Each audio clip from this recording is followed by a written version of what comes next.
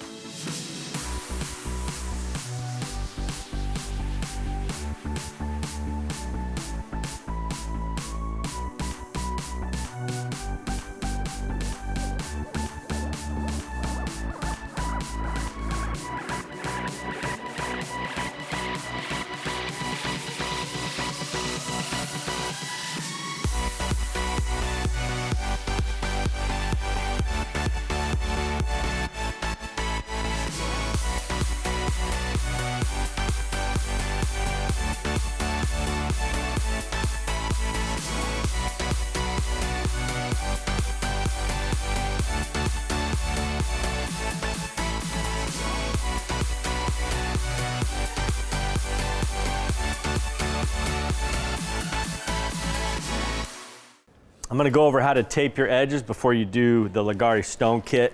What we wanna do is create a barrier so the resin doesn't flow over the edges until we want it to. The primer's been down for about an hour, hour and a half. It's still tacky. We can tape on tacky primer. It's not a paint, it's a specialty primer. And it's not gonna pull off when we pull our tape. It's still gonna dry underneath that tape. It's a fast cure primer. Stuff's absolutely amazing. So don't worry about taping on it too early. Just make sure it's dry. It can be sticky, tacky, that's totally fine. We just don't want any wet spots. So I'm gonna do this island, show you how to tape it, really simple. What we wanna do is tape about half of the width of tape onto the face and the other half will stick up. And I'm using 1.8 inch painter's tape, yellow painter's tape. It creates a really good bond. So we're gonna pull some out and just kind of eyeball this, try to get it as close to about half and half as we can.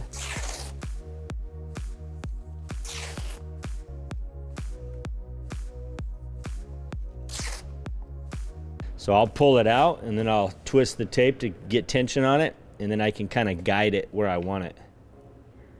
And then if you say you tape too low or too high, you can just pop it off, get it where you want it, and then just seal that in.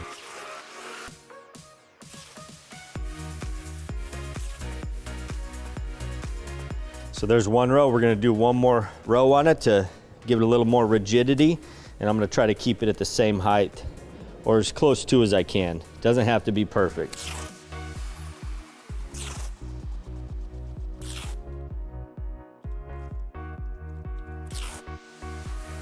I don't know if we're gonna make it with this roll.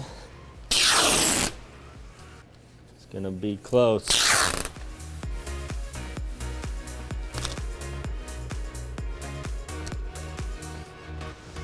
So just finish up this spot.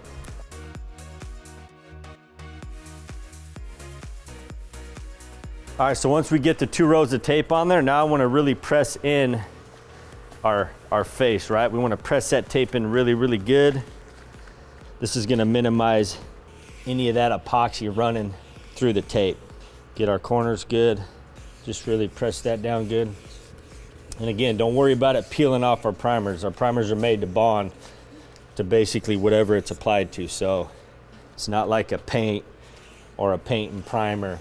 It's a specialty coating primer. All right, so that's sealed up good. Then we're just gonna pinch our corners. I'll just put my finger in the middle and just pinch these edges to kind of create a little more tension on the long spots where the tape's kind of longer at. And that's it. So this island right here is ready for the Leggari stone kit to be applied. So I'll finish taping these off and we'll get right to applying the Leggari stone kit. Okay, we're gonna mix up the Leggari stone kit while Tyler is finishing taping off the counters. And for this kit, we have 1.5 gallons of the pigmented white. We have 1.5 gallons of the famous Leggari metallic epoxy. So these two epoxies are compatible. We've designed them to be compatible, not compatible, because that's not a real word. The first thing we want to do is we want to empty the part A's into a bucket. Because it takes it a couple minutes to drain out, we want to do both of them. What makes it easy is you can stick a 5-gallon paint stick in the bucket and just let it drain. One thing about these containers is that it has this loop up top, and so you kind of need to tip it up for a few seconds just to allow it to drain out of there, and then tip it back over just so a lot of it doesn't get caught. We're gonna let these drain again for a few minutes. We're waiting for that stream to turn into just some small drips. That's what we're looking for. There's so much surface area on the inside of these jugs. They're very easy. These are easy pour jugs. They're very easy to use, especially when you're pouring out tiny amounts. Everyone loves them who uses them, but they do take a little bit longer to drain out because of all the surface area on the inside. In this kit, again, we'll be using the 1.5 gallons of pigmented white epoxy, then adamantium, truffle, and our black Leggari effects. The black Leggari effects are absolutely beautiful, and it's going to create a lot of cells within this mix. It's extremely potent, so a little goes a long ways. While I'm waiting for those to drip out, what you're going to need for this kit is quite a few 2-quart or 2.5-quart mixing containers. I have 12 of them here. I think we'll probably use all of these, believe it or not. Then of course a couple 5-gallon paint sticks, a bunch of standard paint sticks, and then I will grab a couple drills. We'll have a couple battery-powered electric drills, one with a long head and then a shorter head on the other one. Notice I put some gloves on. You're gonna wanna wear some gloves. These are definitely ready. So I'll take the white. Notice how it's just a real fine stream, little drip. You can leave them upside down for a lot longer if you'd like. I'm happy with that. So we'll take the B for the pigmented epoxy, and we're gonna pour the B in.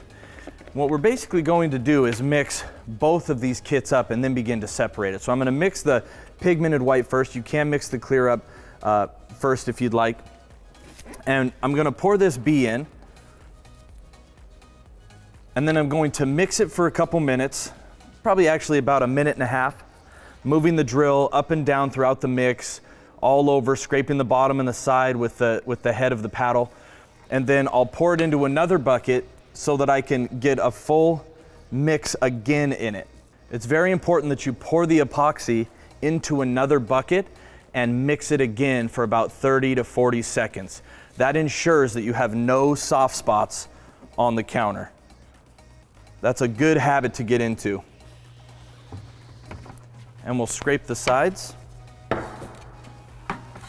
Now notice I have plastic down because I'm gonna make this look a lot easier than it might seem when you have to do it. That's okay. Just expect for your workstation to be pretty messy. It's important to have plastic down. We don't want to leave any of the epoxy in the bucket. It's important that you scrape the sides and get all the epoxy out. We want to use as much epoxy as possible. I notice that I'm saying epoxy. Pretty sure it's epoxy. But yeah, I don't know. We might just start calling it epoxy.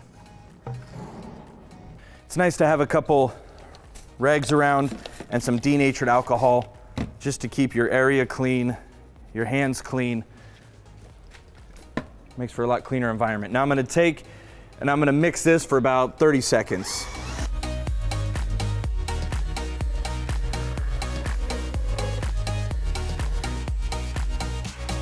Now I'm going to leave this in the bucket just for a couple minutes while I'm mixing up the clear metallic epoxy.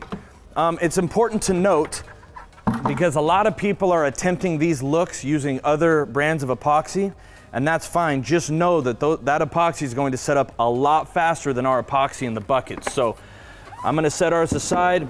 I'm not gonna worry about it.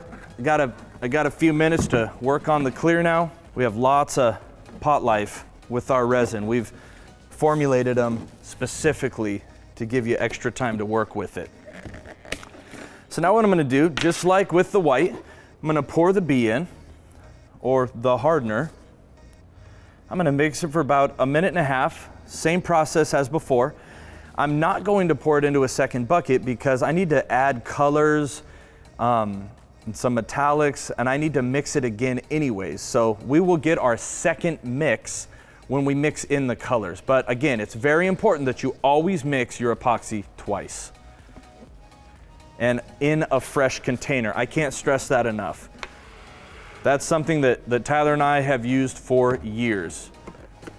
And we quit having soft spots on anything probably 7 years ago. Never had a soft spot again when we came up with this.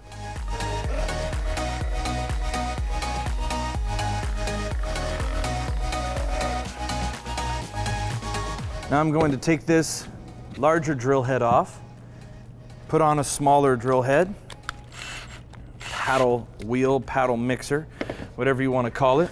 And now I'll set out a bunch of these 2-quart containers. I'm going to split this clear mix into 3 of these containers. I'm going to split it evenly.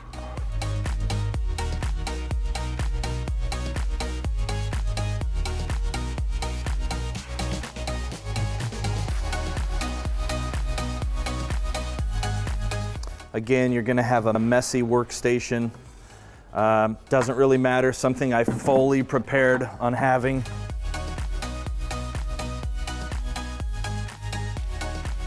If you don't have a respirator mask, you should get one for this.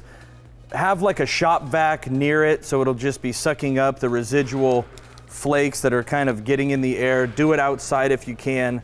Wear a respirator mask. It's just not good to breathe any of these. Now, when I'm mixing in the colors, you don't have to worry about changing your paddle for every color. Just start at your lightest color and go to your darkest color. And then the Leggari effects, you want to shake these up really well. And we're just going to squirt the whole thing in here, and we're going to agitate that by hand a little bit. We're just going to stir that in by hand.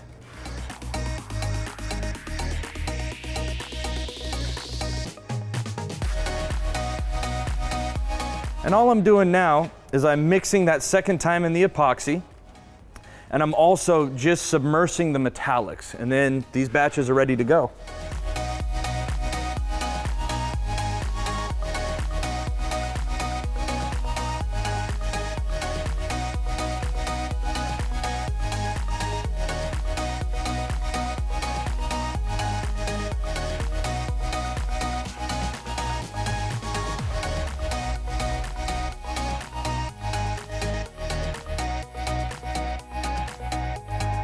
All right, now we have our adamantium, we have our truffle, we have our black Leggari effects. We'll just set up for the whole pour. Let's do that. So I'll set up 6 containers. We want to make even batches. I'm actually going to take the Leggari effects and I'm going to pour it in the bottom of 3, just a little bit, so that that's the last thing that comes out on 3 of these batches. When you're mixing these, you're kind of like a chef. I'm kind of like a chef right now, where I'm just making batches. You can mess with it when we're doing sample boards. We're constantly figuring out new techniques, new layering techniques. Now what we'll do is we'll begin to pour some adamantium in all of these.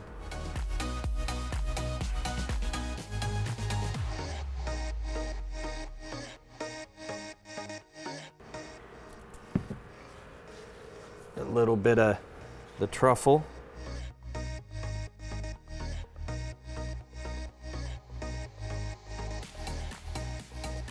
Now when I'm pouring these in, it's kind of nice to do small amounts of each color, because every time I pour it, it agitates the colors within that container.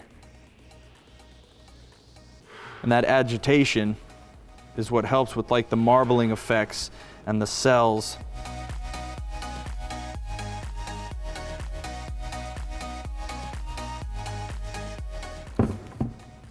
So we'll do some more Leggari effects. I want the effects in every container because they're really going to help with the cells. I might even finish off one of the containers with it on the top. Do some more adamantium. No big deal, guys, just cooking. I'm just cooking. I'm the chef.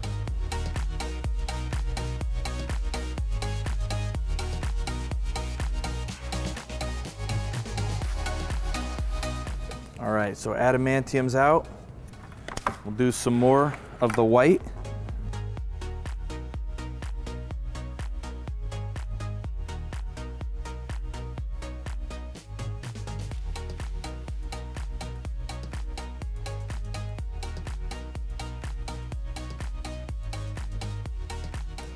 Now you can make completely separate batches if you'd like, meaning you don't have to use the same colors in every batch.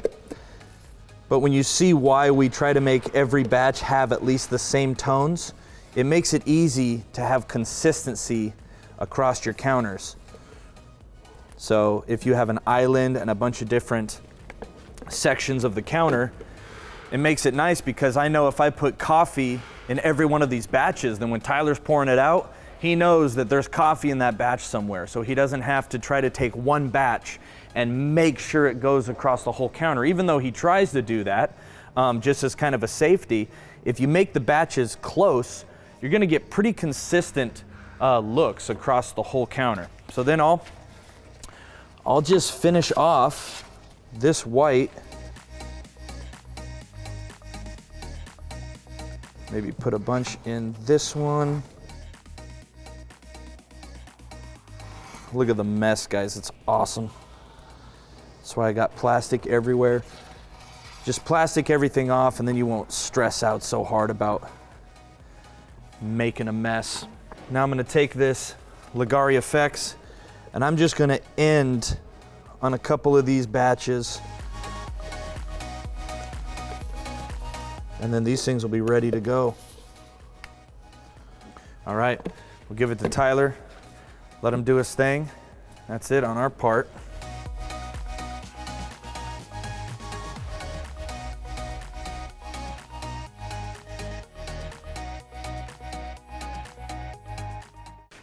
All right, so Tim's got me all the product that I need. You wanna make sure you're ready to go before you start mixing. So make sure all your tape's done, and I'm gonna show you how you can create a design that you can kind of follow, basically a template, or you can just pour it out however you want. But since we're not doing a base coat on this one, I'm gonna just take a Sharpie and I can just kind of create a pattern that I wanna follow on here, okay?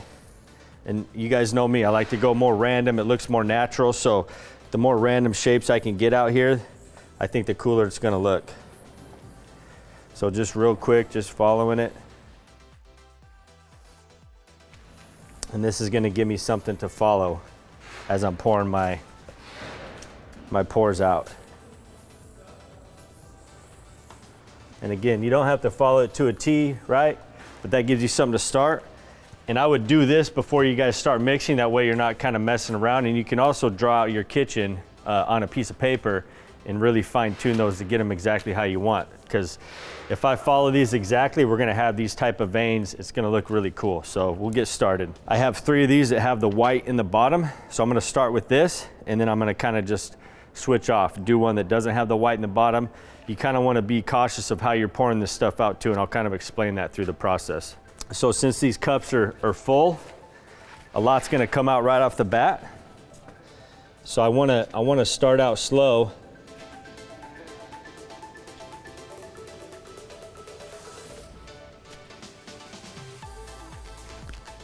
And just kind of get my designs down.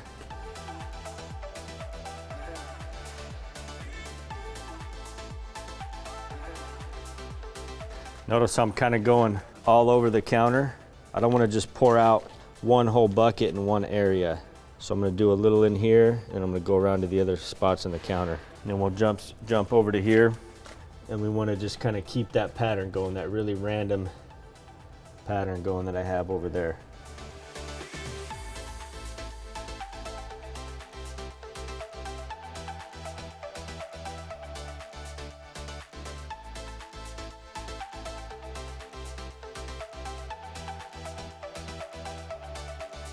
So guys, notice how we're getting a lot of that white out now? I don't want to always have all the white coming out in the same spot on the counter, and then maybe my island didn't get any white. So I just want to be cautious of that and make sure I get some white out on the island as well.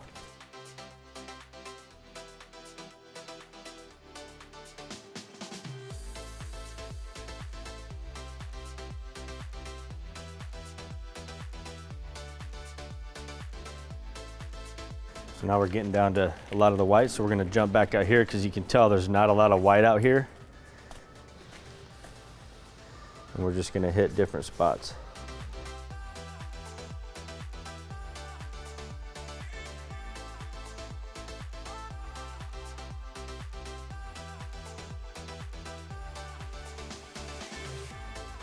And we'll get a little white over here too as well.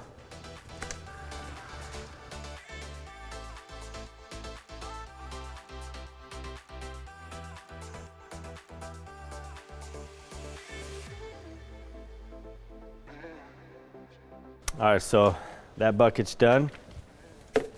Now we'll switch off to one that didn't have the white in the bottom.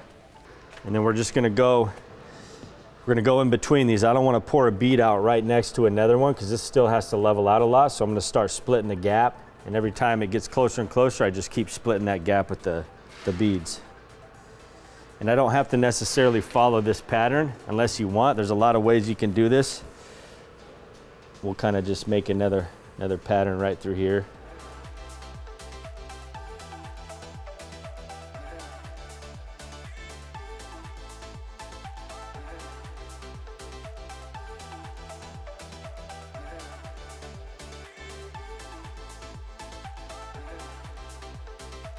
Okay, now we got a little bit of this bucket on the island, so we want to get some everywhere else. So it's kind of a consistent color and design everywhere.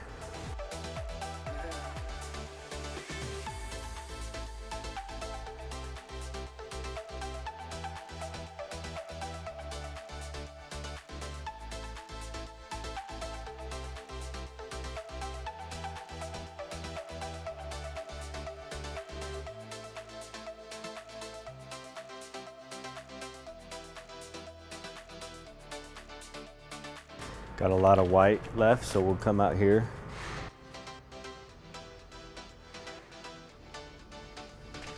Notice I'm putting white anywhere there's dark. We got a lot of dark here.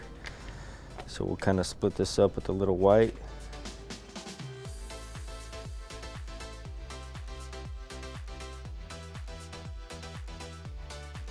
Now we're gonna take another one with the white on the bottom, and you can obviously tell the majority of the bottom's white.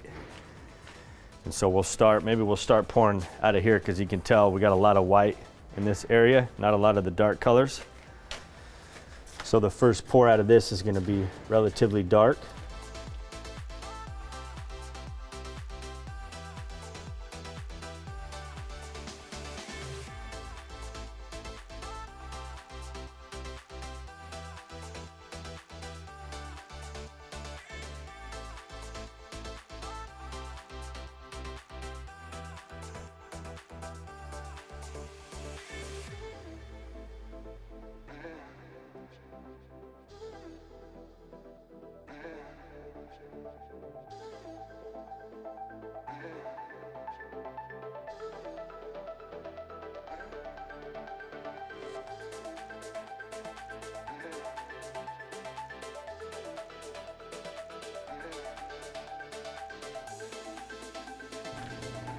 Notice I'm kind of doing some half circles throughout all the random shapes to create a really cool look as well.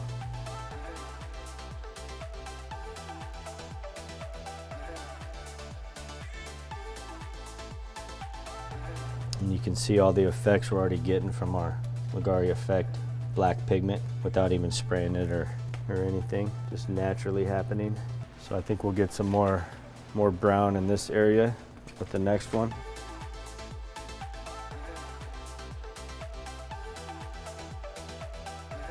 So now that I'm down to a lot of the white, I'm just going in the dark spots, kind of creating some highlight veins of just white.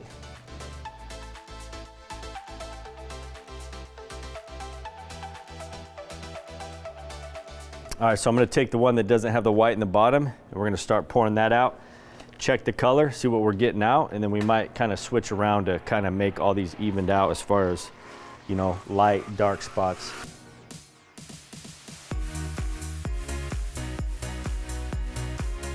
It's a beautiful, look at all these natural looking layers, absolutely beautiful. So we're gonna go around and get some of those everywhere.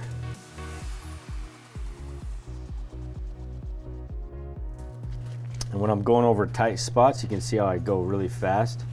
So I'm not pouring a bunch out there. Slow it down on the wider spots, pour a little extra out. Now I'm creasing the container so I can get in these tighter spots and not pour as much out.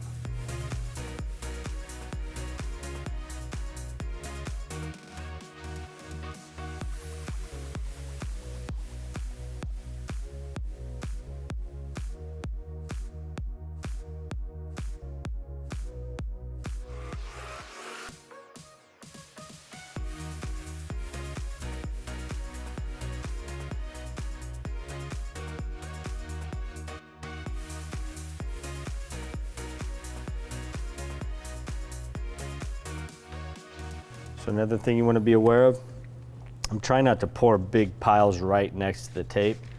Notice everything's kind of leveled out to the tape. Once in a while you might pour a bunch out on the tape, but just try to not pour a big pile right on the tape edge where it's going to build up and be really thick right off the bat. All right, I'm going to save some of this because I know what color it is. It's kind of been consistent the whole time. And we're going to go to the other one that has a white in the bottom, and we're going to get some more brown in these spots that are really, really white.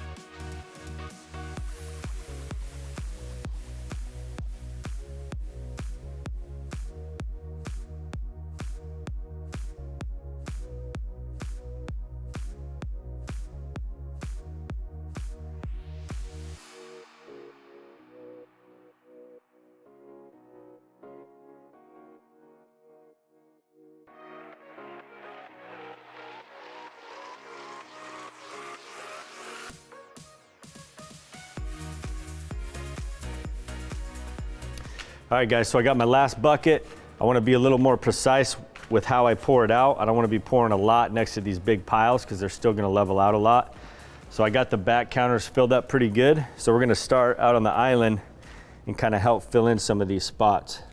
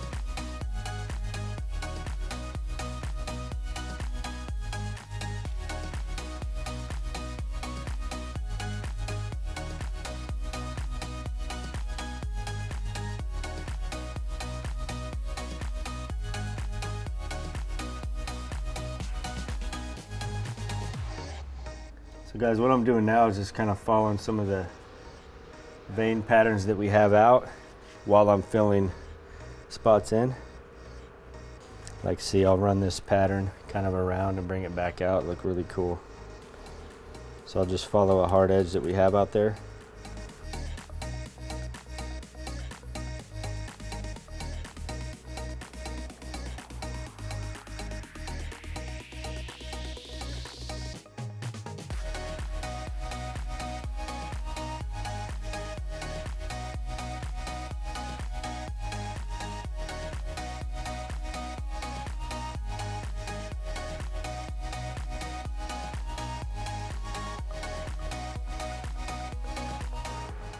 All right, so I got about half, a little less than half here. I have another bucket I got here that's got about a quarter in it. So we'll use these for kind of following these fracture veins. Like, I like to kind of split this stuff up, so I'll run a vein through there. Anywhere it's kind of a hard edge, like these look the best to me, where it kind of just blends into another color instead of like a hard edge like right here. So I'll start hitting all those while I'm filling in the rest of the spots.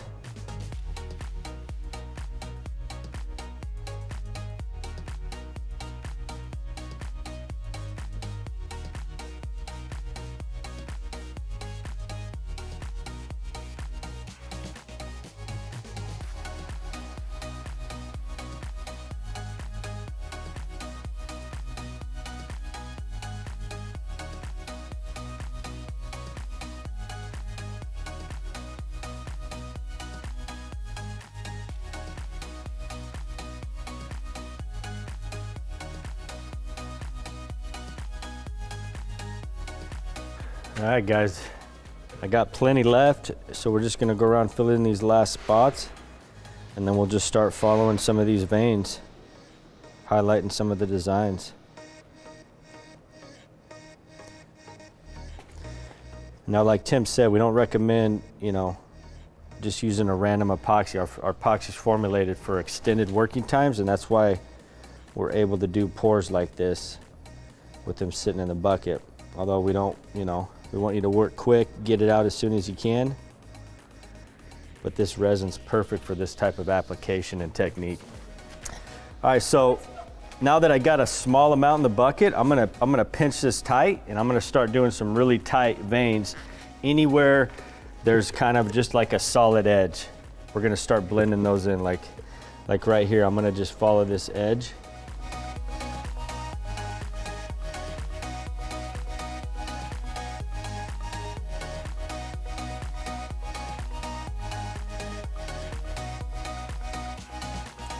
All right, so we got all the product dumped out, everything's leveled out. And guys, don't worry if you have some spots that aren't filled in all the way. We can pat the product around, move it with our hands, kind of push around a little. We're not gonna mess up the design.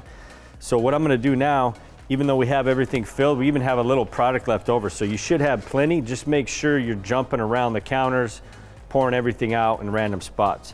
So what I wanna do now is just go through the counter, and anywhere there's like just an unnatural looking spot where the product stopped when I'm pouring it out, we're just gonna blend that in just a little bit. Right, we're gonna get rid of any of those half circle spots that just end in the counter.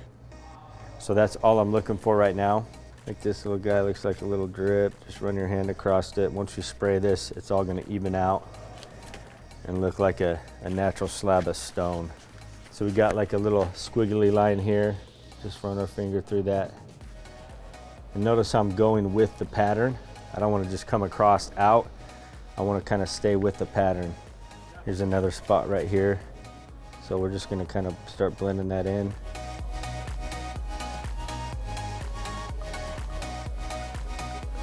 Got some squigglies here.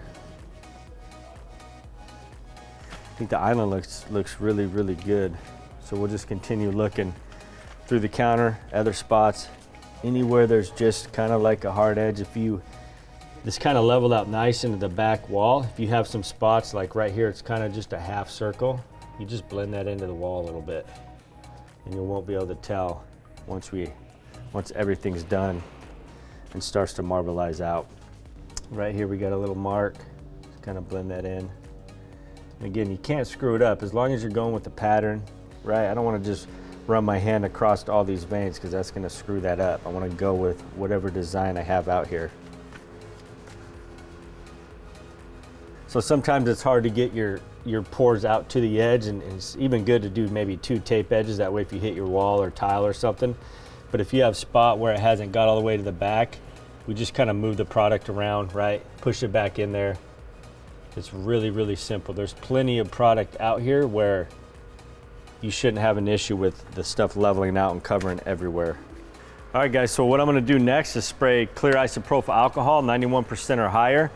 Just spritz the surface, get some small to medium droplets on it. It's gonna create some more effects, especially since we have our Leggari effects pigment in the actual resin. So I'm gonna do that, and then I'll probably wait about 20 minutes, and then I'm just gonna mist it with denatured alcohol.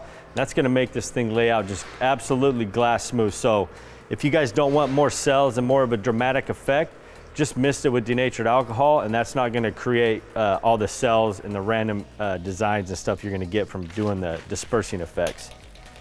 So we're just gonna spritz it again, getting those small to medium droplets, hit the whole top.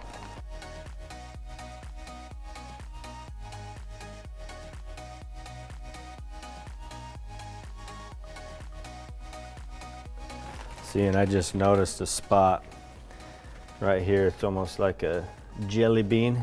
I might come back and kind of blend that in a little more.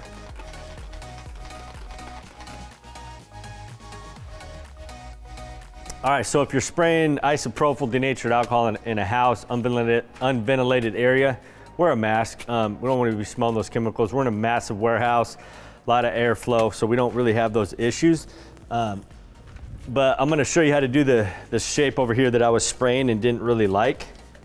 So I'm just gonna kind of blend this in a little bit. Just that hard edge. And again, kind of follow it out, taper it off. And then we'll just spritz it. And that kind of just broke that up a little bit. I'm gonna show you how to test for the right time to pull tape. It can be anywhere from an hour to 2 hours. It depends on your temperature, how long it took you to pour the resin out. But the easiest way to tell, obviously we just got done pouring this, so it's gonna move really fast. Tilt your tape back. See how fast it's moving? It's just flowing really, really fast. That's way too early. So if we were to pull this tape right now, a lot of these designs would just kind of pull. You have all these run marks, these streaks in the top. The design wouldn't look the same. We want to keep this exact design on the top, and that's kind of how we do it. We let the resin set up, we pull the tape when it sets up and gets a little stickier, and it doesn't mess up the top design, and it still allows it to pull that down the edge. So again, 1 to 2 hours, just keep testing your tape, pulling it down, and you want it to be where that resin's just barely moving down the tape. And I'll show you guys that before we do it. But that's kind of the process. So I'll give this about 10 minutes, and then I'll show you guys just flooding it with denatured alcohol, and you'll see how glass smooth this lays out. Because doing these Leggari stone kits, we're adding so many different layers of resin on top of resin that it encapsulates air in it, and it's so thick, sometimes it's hard for the air to rise out and pop. So what happens is when we spray that denatured alcohol, it just spritzes on the surface and allows those bubbles to pop a little easier. So that's kind of why we do that. In about 15-20 minutes, I'm gonna just mist the surface with the denatured alcohol, and it's gonna make this thing just lay out glass smooth. So we don't have to torch it. Just kind of a fine mist. And this thing will be glass smooth in about 2 to 3 minutes. It's already relatively smooth, and that's why we don't torch our resins. So you can see it didn't mess up our design. And if you look down, if you get down at it, it's starting to just lay out like almost like it has a sheet of water on it. Very, very cool. So we don't have to torch our products, and if you get close in the right light, you might be able to see all the bubbles popping. So the surface is just spritzing right now, removing any of the air in the resin, and this thing's gonna look like a sheet of glass without torching. So super, super cool. All right guys, so it's been about 15-20 minutes. I'm gonna just mist the surface with the denatured alcohol, and it's gonna make this thing just lay out glass smooth. So we don't have to torch it. Just kind of a fine mist. And this thing will be glass smooth in about 2 to 3 minutes.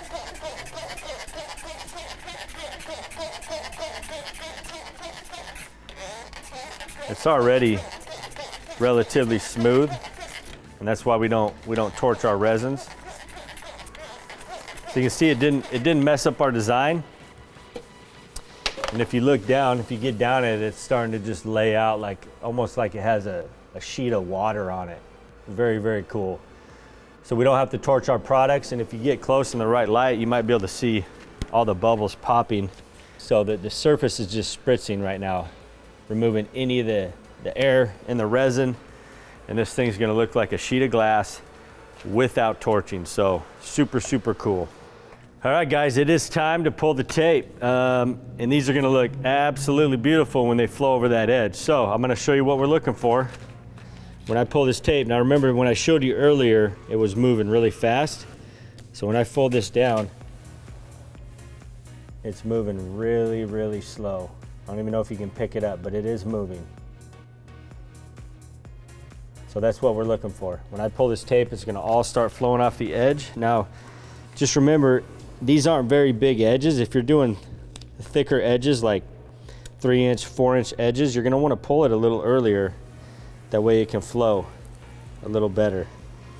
Notice how it's not pulling the primer off, even though we went on it before it was even all the way dry. Super cool product. Don't worry guys, it's gonna coat right down this edge. Biggest thing is it's better to pull it too early than too late, because if you pull it way too late, the resin is not really gonna wanna flow at all, and you're gonna really have to work your edges. They're not gonna look as natural. All right, so we're gonna just start pulling all this, and then you'll see we'll come back and it'll be halfway down or so, or maybe even more by the time we get there.